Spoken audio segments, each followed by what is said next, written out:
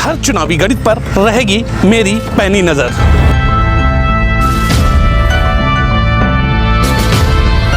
खबरों के साथ उनका विश्लेषण भी।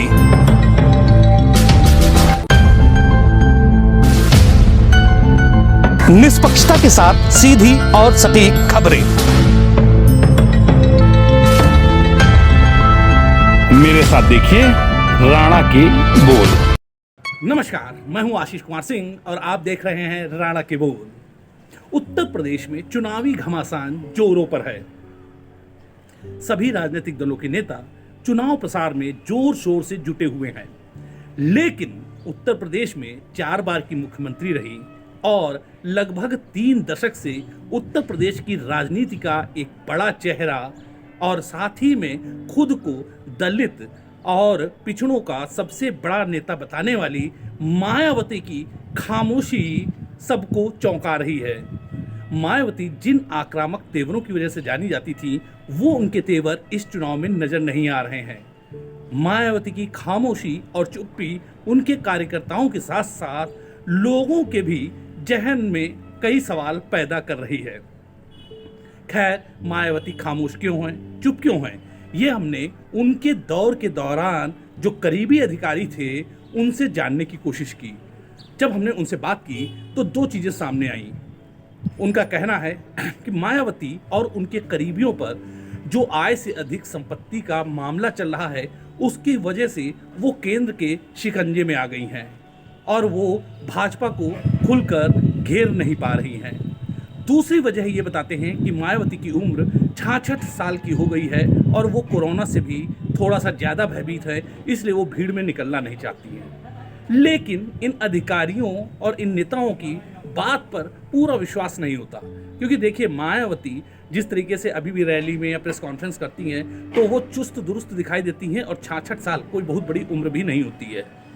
इसके अलावा अगर हम बात करें कि वो भाजपा के शिकंजे में फंस गई हैं, तो ये बात भी हजम नहीं होती है, क्योंकि देखिए, मायावती जिस तरीके की आक्रामक शैली की राजनीति करती हैं और जिस तरीके से उनका सम्मान दलितों के बीच में है, उसे देखते हुए भाजपा उनको खुलकर कभी भी नाराज नहीं करना चाहेगी। वो कभी भी इतना बड़ा बैर मायावती से लेना नहीं चाहेगी कि वो उनको शिकंजे में जकड़ लें।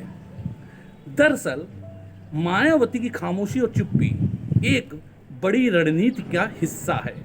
दरअसल मायावती बहुत कुशल राजनीतिज्ञ हैं और उन्होंने क्या क्या भूलें की हैं और क्या कमियां हुई हैं जिसकी वजह से बीएसपी सूबे में कमज़ोर हो गई है, वो भली भांति जानती हैं। तो वो एक सोची समझी रणनीति पर काम कर रही हैं, इसलिए उन्होंने खामोशी अख्तियार कर रखी है। देखिए, जब काशीराम थे तो बीएसपी जो थी, जो 64 दलित जातियां हैं उत्तर प्रदेश में, सबको लेकर साथ चलती थी। लेकिन मायावती जब मुख्यमंत्री बनी तो इन्होंने सिर्फ जाटवों को बढ़ावा दिया और जाटो बिरादरी से ही मायावती भी आती हैं। दलितों में जो मतदाता हैं वो सबसे ज़्यादा जाटो बिरादरी के हैं और इनका प्रतिशत 18% है। तो ऐसी स्थिति में जो अन्य दलित जातियां थी वो मायावती से छिटक गई। अब आप एक बात देखें कि इस चुनाव में मायावती को ये साफ तौर पर समझ में आ रहा है कि उनकी सोशल इंजीनियरिंग का फार्मूला कामयाब होने वाला नहीं है और उनके साथ सिर्फ जाटो वोट बैंक रह गया है। अब ऐसी स्थिति में आप देखें कि जब 2017 का चुनाव हुआ था तो बीएसपी ने सबसे खराब प्रदर्शन किया था, तब भी उसके पास में 22% वोटर थे, यानी कि उसके साथ उसका 22% जो मतदाता है आज भी कंधे से कंधा मिलाकर खड़ा हुआ है।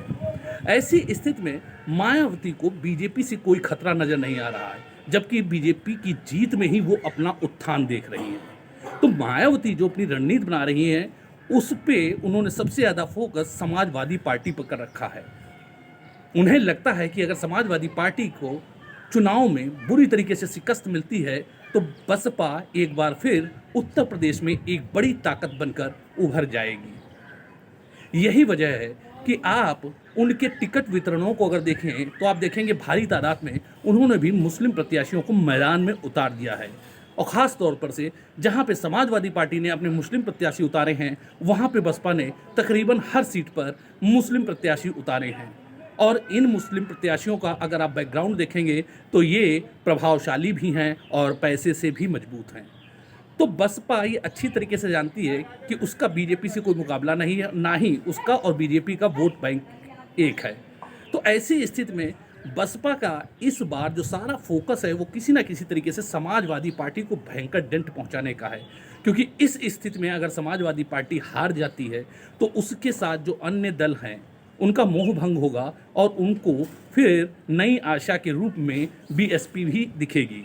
मायावती को ये भी मालूम है कि आज की तारीख में सारा मुसलमान मतदाता समाजवादी पार्टी के साथ में खड़ा हुआ है, तो उसकी वजह भी वो जानती हैं कि इस समय बीजेपी के मुकाबले में समाजवादी पार्टी ही सामने नज़र आ रही है। इस वजह से मुस्लिम मतदाता उनकी ओर खिंचे हुए हैं, जबकि उन्हें ये भली भांति मालूम है कि मुस्लिम मतदाताओं हमेशा उसके साथ में रहेंगे जो बीजेपी के सामने मजबूती से चुनाव लड़ेगा।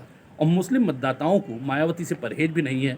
2007 में जब मायावती ने पूर्ण बहुमत की सरकार बनाई थी तो इसका नज़ारा हमने देख लिया था। तो मायावती की जो पूरी रणनीति है वो इसी पर है कि किसी भी तरह सूबे में बीजेपी को बड़ी जीत हासिल हो और समाजवादी पार्टी अगर हारती है तो बीएसपी को एक नई ताकत मिलेगी और वो एक बार फिर अपने सुनहरे दौर की राजनीति में वापस आ जाएंगी।